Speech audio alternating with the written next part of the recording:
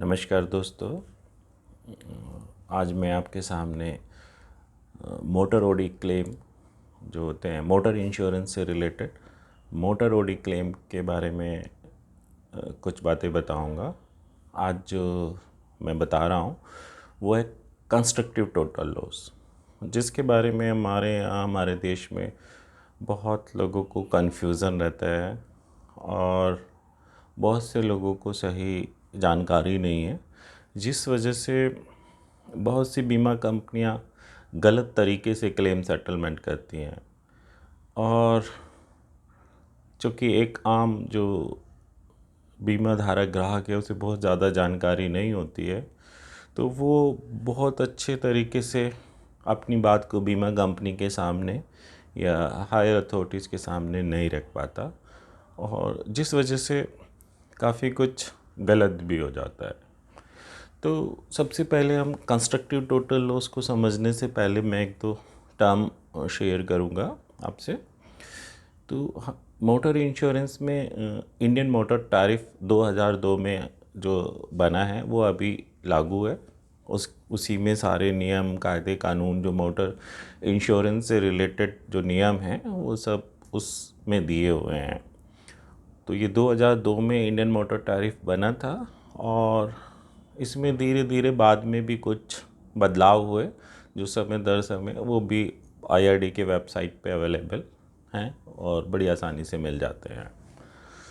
तो जो हमारी जो ये मोटर पैकेज इंश्योरेंस पॉलिसी है, तो ये एक स्टैंडर्ड पॉलिसी, इसकी वर्डिंग्स इंडियन मोटर टैरिफ पे हमको लिखी हुई मिल जाती है, चाहे वो निजी कार हो, कमर्शियल गुड्स कैरिंग व्हीकल हो, कमर्शियल पैसेंजर कैरिंग व्हीकल हो, टू व्हीलर हो या और डिफरेंट टाइप्स के व्हीकल हो, उन सब के स्टैंडर्ड लैंग्वेज हमको इंडियन मोटर टैरिफ में मिलेगी।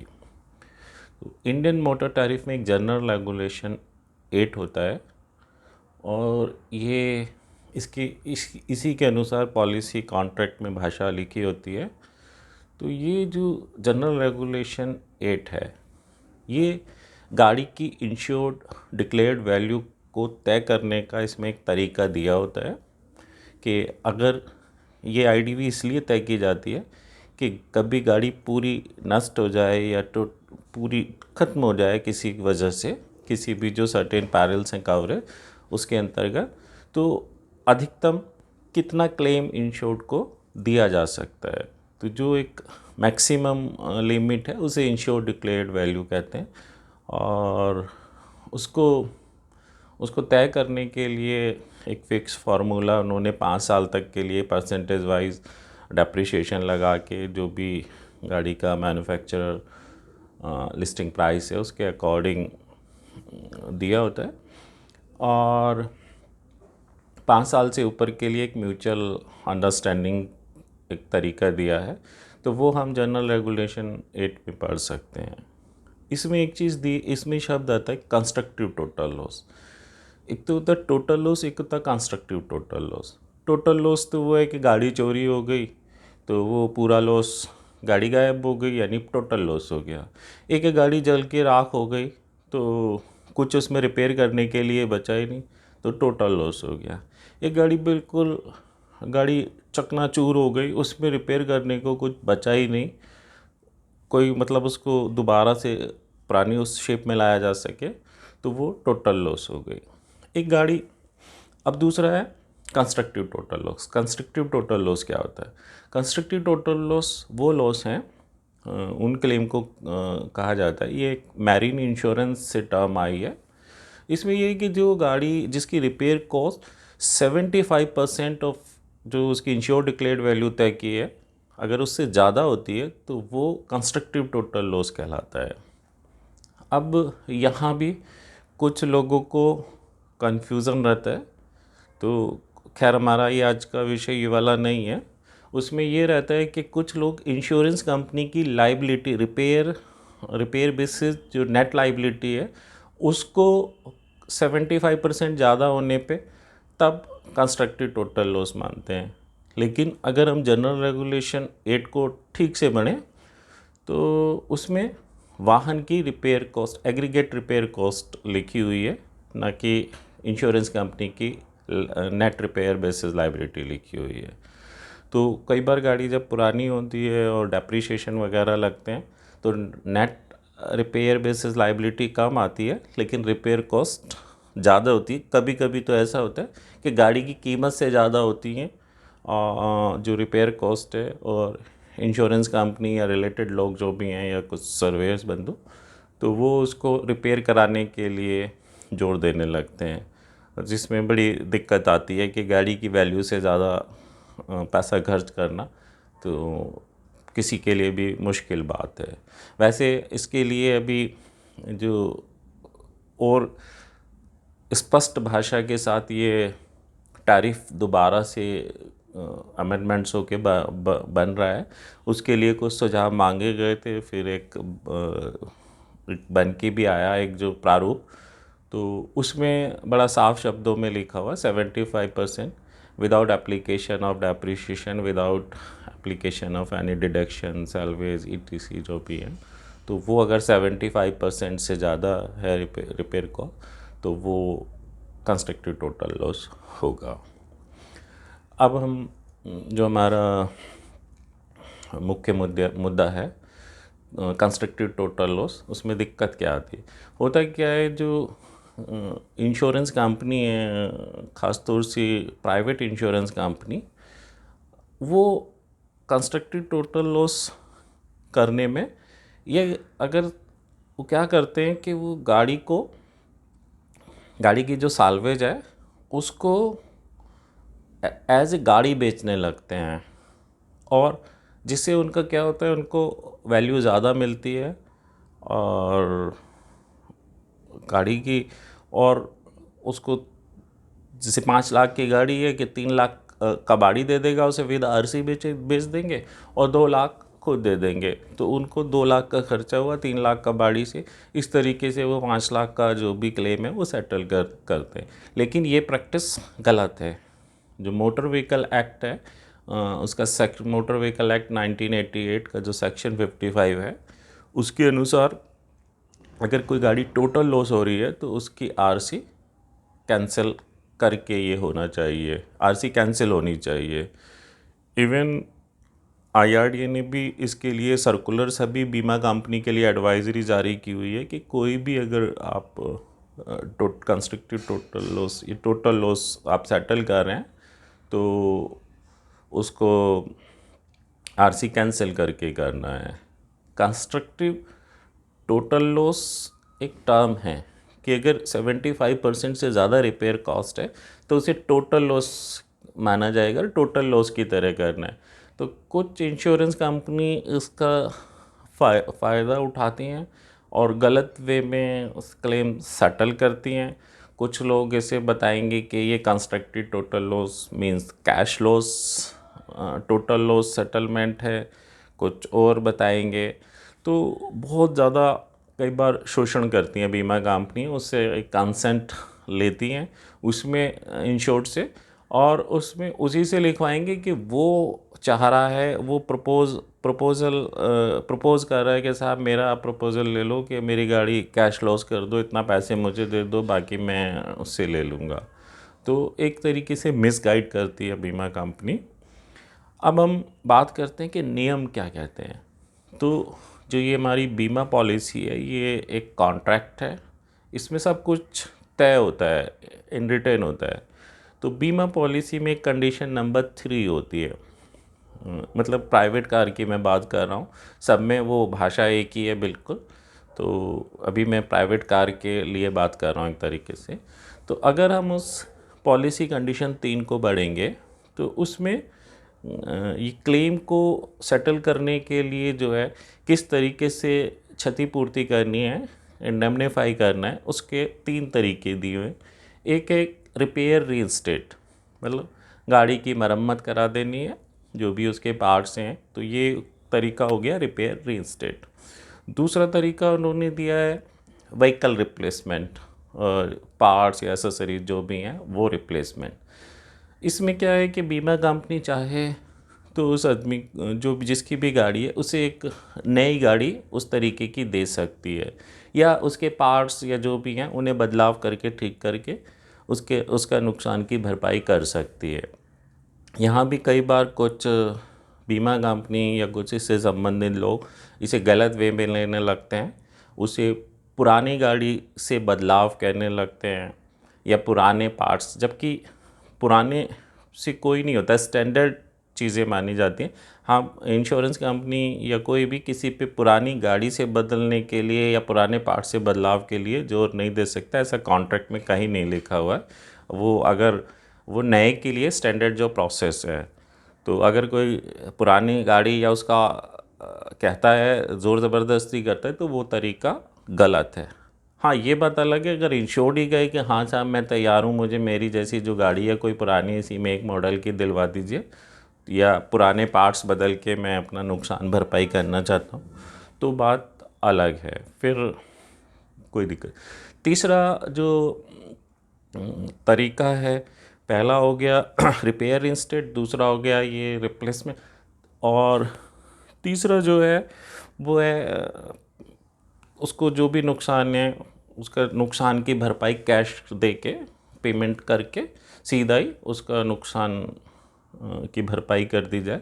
इसे कहते हैं पे the cash amount of the loss, ये और डैमेज, ये इसके टर्म ऐसे लिखी हुई है यहाँ पे। तो तीसरा तरीका ये है। अब क्लेम सेटल, दो तरीके के इंश्योरेंस कंपनी जो हमारी एक पॉलिसी कंडीशन 3 है, ये दो तरीके की क्लेम सेटलमेंट बताती है। नंबर एक होता है constructive total loss oblique constructive total loss. तो टोटल लॉस तो जो पूरी गाड़ी जल के ख़त्म हो गई या चोरी हो गई वो तो टोटल लॉस ही है। कंस्ट्रक्टिव टोटल लॉस वो जहाँ 75% से ज़्यादा रिपेयर कॉस्ट है, वो कंस्ट्रक्टिव टोटल लॉस हो गए। उसके लिए बीमा कंपनी ने कहा है कि बीमा कंपनी की जो लाइबिलिटी होगी total loss oblique constructive total loss में, वो IDV minus wreck value of the vehicle.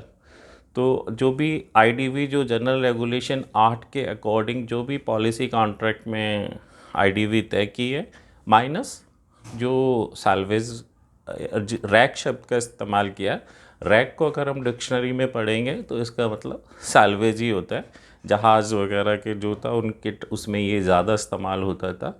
Rack का मतलब रैक बेचने, रैक वैल्यू का मतलब गाड़ी बेच के जो गाड़ी को विद आरसी ट्रांसफ़र करके जो वैल्यू आए उसे रैक वैल्यू नहीं कहते, वो गाड़ी बेचना कहलाता है।